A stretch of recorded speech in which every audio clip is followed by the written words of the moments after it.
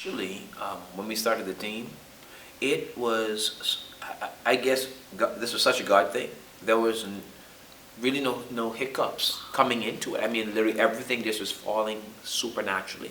We planned it that day. We're like, okay, with probably within like a month, I designed the logo.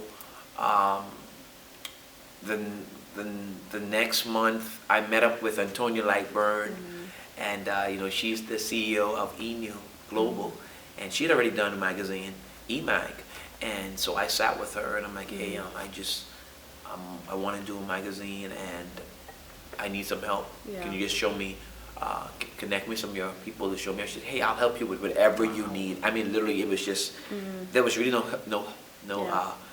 hiccup at all.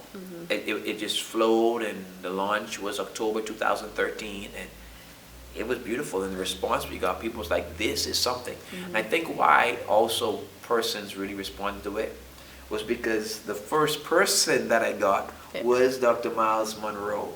And he was the very first issue and one of the very last magazine interviews that he did before he went to be with the Lord. And so I felt very privileged to have sat with him and for him to be the face and the feature story of the very first MJF magazine.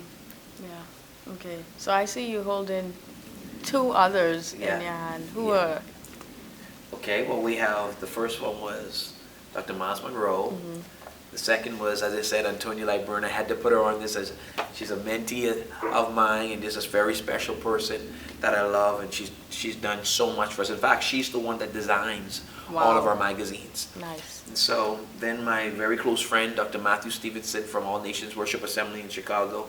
And we have the fourth one coming out this year. And so things are going good. We're starting to do it. Now, one of the things with MJF, all of our leaders and all of our team members, they write articles in this. Okay. You know, I'm the editor, and I'm the one that does the foreword, if you want to say, at the beginning. But the articles that my team write, they're amazing. And we also have some guest persons that come in that we feature and that may write as well. Now, one of the controversies, or one of the things that we encounter with my magazine is a lot of persons say, MJF is so unbiblical. I'm like, what do you mean? The name. I said, what do you mean? You can't make Jesus famous. He's already famous. Now, it's a religious mindset that says that. Because the fame we're talking about is not when it comes down to historical fame. The world knows about Jesus. But when we're talking about make Jesus famous, we're talking about make the reality of his lordship real. Yeah. We make him famous the more we become like him and the more we do what he did. Nice. And so what happens is, what we're saying is, yes, people already know him, but let's make him attractive again because we're making him known. Everything he did on the earth, greater works than these, he said we shall do. Yeah. We make him famous. We point to him when we do what he did. The more that we yield to lordship, again lordship, the more the fruit of the Spirit, what makes us Christ-like, come back in the earth. And maturity for a Christian is Christ-likeness. The more we look like Jesus, the more we make him famous because we point back to what he did.